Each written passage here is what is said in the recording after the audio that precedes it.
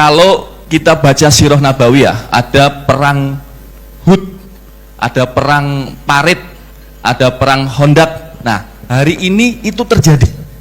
Bahkan Bapak Ibu, para kiai pernah menonton satu video tentara Rusia mengendap-endap di parit yang dibikin Ukraina. Jadi ini perang tahun 2023 yang mengulangi situasi Hondak dulu. Perang parit, tusuk menusuk menggunakan bayonet, dan itu terjadi. Artinya mungkin tidak kalau kemudian Indonesia akan menghadapi situasi yang sama.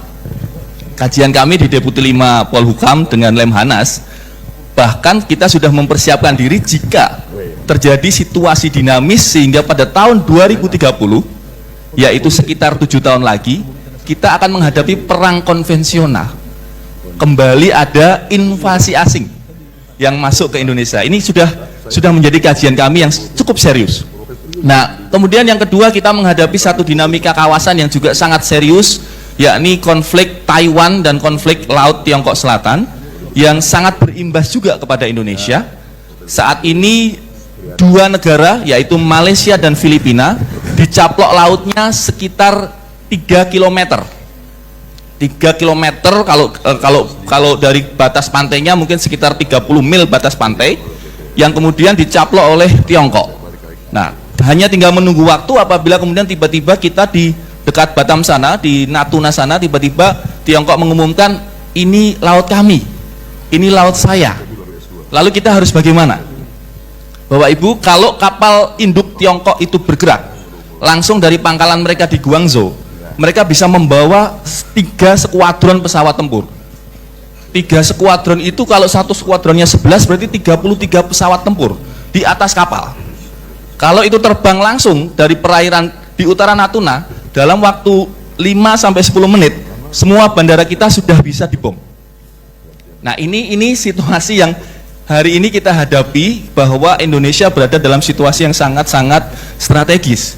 Berikutnya ada ini satu peristiwa yang cukup mengagetkan, yakni Evergrande. Ini semacam perusahaan properti besar di Tiongkok yang bangkrut, yang kemudian menimbulkan krisis yang luar biasa di Cina, di Tiongkok.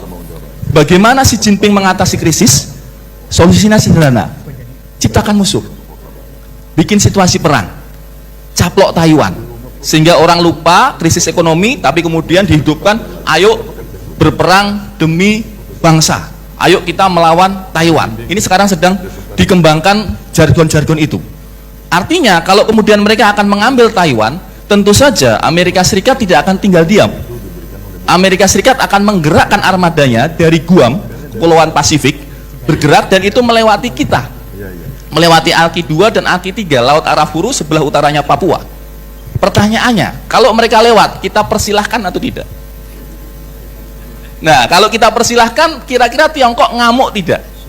Nah, kalau Tiongkok ngamuk, apa dampaknya? Ini yang saya kira hari ini kita juga sedang kerja keras, Pak Kiai, untuk mengkaji beberapa macam kemungkinan-kemungkinan itu yang mungkin saja akan terjadi. Lanjut, Mas Moderator, Mas Operator.